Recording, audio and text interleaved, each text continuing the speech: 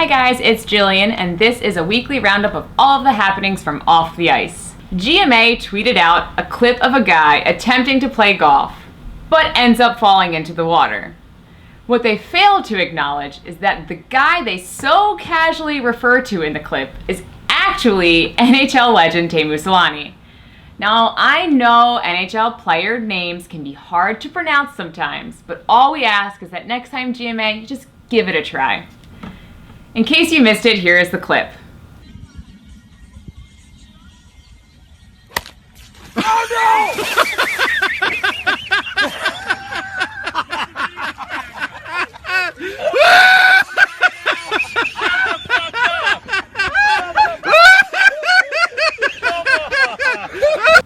Apparently, Teemu did not get enough golf practice while he was playing in the NHL.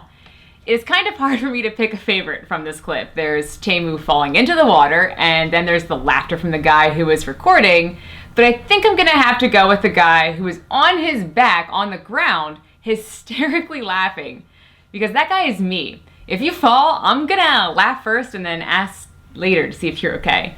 But it was good to see that Teemu was a good sport about it and could laugh it off.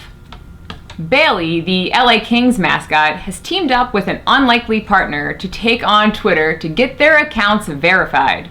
In case you don't know, a verified Twitter account is the one with a little blue check mark next to it, and it just more or less means that you're important. And he and Wally, the Boston Red Sox mascot, have bombarded Twitter stating why they should be verified. It makes sense. They verify all major league teams and their players. The mascots are a part of the team's brand, and they should be verified. It seems simple, except that Twitter's process, while they do have some guidelines, is pretty much a mystery to everybody.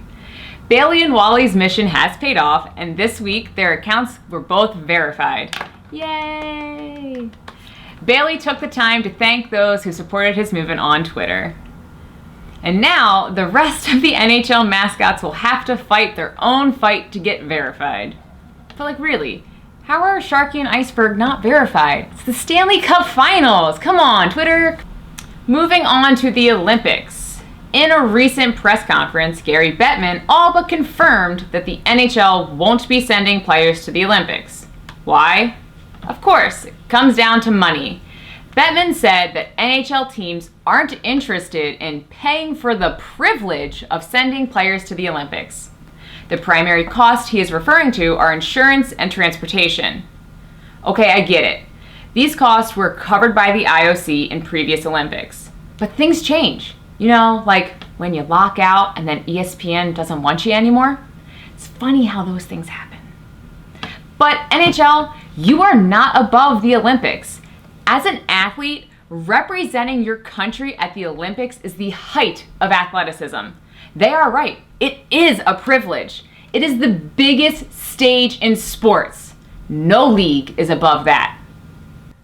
And the NHL acting like they don't want to fork over the money is embarrassing. Mind you, you are explaining this to people who are generally middle class. Listening to people complaining about their millions of dollars is asinine for us. Additionally, it feels as though the NHL is trying to replace their spot in the Olympics with the World Cup of Hockey. What irks me here is that the World Cup of Hockey is run by the NHL. The real World Cup, you know, soccer, is not run by the MLS or the English Premier League, but by the international governing body of soccer, FIFA. Also, at least in the Olympics, it feels like most countries are represented. It's a shout out to you, Jamaican bobsled team. The world still loves you. The World Cup of Hockey hardly feels like a World Cup, especially when Team USA and Team Canada have to play against Team North America. How does that even happen? Speaking of the World Cup, the internet is not happy about those advertisements that are going to be on the jerseys. Funny, the NHL doing something for money again. Since the advertisements on jerseys won't be stopped, take that money and use it as a part of the funds to send your players to the Olympics. Following Game 2's overtime loss, Logan Couture had some things to say about Sidney Crosby. When asked about Crosby's ability to win faceoffs, Couture stated that, quote, "He cheats. He gets away with that. He's Sidney Crosby." And when asked to specify how exactly he cheats, Couture said, "He times them and yet they don't kick him out for some reason. Probably because of who he is." Them is fighting words, Mr. Couture. And frankly, I love it. I love that he let that frustration come out. Aren't we all a little tired of hearing the same story from those post-game interviews? I want to see that emotion. It's the Stanley Cup Finals. Come on, let the emotion show, damn it. But the best thing to come from this wasn't the media attention on Couture, but it was Twitter's response as the hashtag Sidney Crosby cheats quickly made its way into my feed.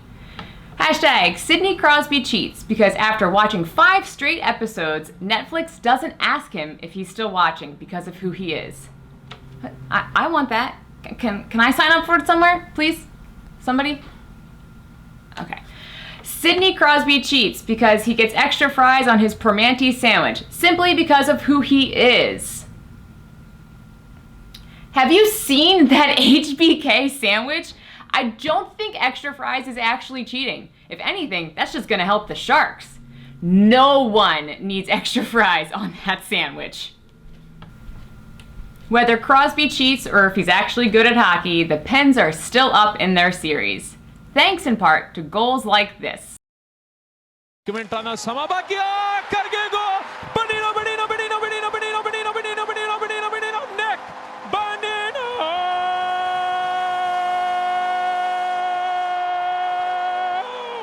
Bonino call. The call that made me smile about the Penguins' game-winning goal in the Stanley Cup Finals. I never thought that would happen. But it isn't too often that a goal call becomes a storyline in the Stanley Cup Finals. But the Hunter Ryan Sings call and enthusiasm reminds us of how fun this game is and how it can be used to bring people together. Punjabi is the 3rd most spoken language in Canada, behind English and French.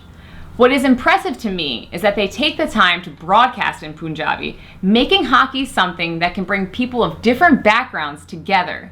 In fact, Singh's great-grandfather credited hockey as one of the ways he helped break down the differences and make friends when he first arrived in Canada in 1908.